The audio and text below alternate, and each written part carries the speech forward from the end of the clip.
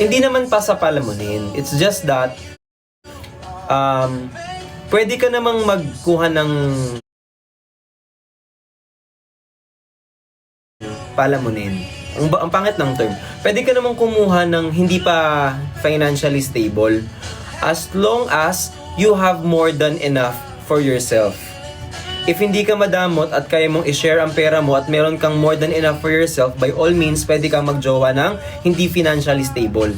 Pero, kung yung jojowain mo financially unstable o hindi talaga sila make sure na ikaw, mayroon kang more. Kasi kung ikaw, kulang-kulang ka din, hindi kayo magkakasundo, sinasabi ko sa inyo. Tsaka ang pangit na ang date nyo is magde-date kayo tas budgeted. Magde-date kayo pero hindi kayo makalabas kasi nga walang ganito. Hindi kayo magkita kasi walang pamasahe. Mahirap yung ganun. Alam nyo, feeling ko, love life is leisure. Parang, para sa akin hindi naman to para sa lahat. Ang love life ay para sa may pera.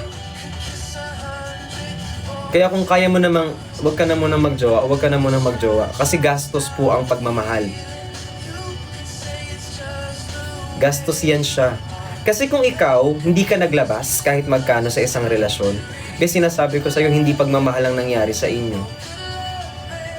Kapag ikaw wala kang nilabas sa relasyon, yan? Hindi pagmamahal ang tawag dyan. Ang problema, kayong dalawang may problema niya kasi hindi nyo napag-usapan. Tama din.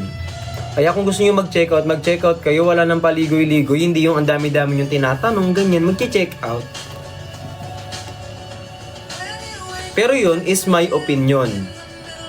The opinion and views and opinion of the host doesn't reflect the views and opinion of the station. Ayan. Habol na fam. Sino pang hindi pa nag-check out nito? Hi Geezer.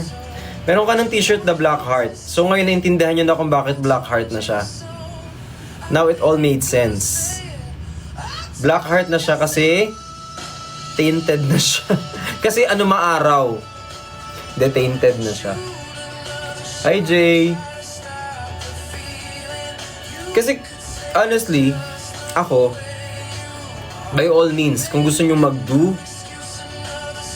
pag-usapan nyo, pwede naman yun. Just practice safe kasi tatanda naman na natin. So,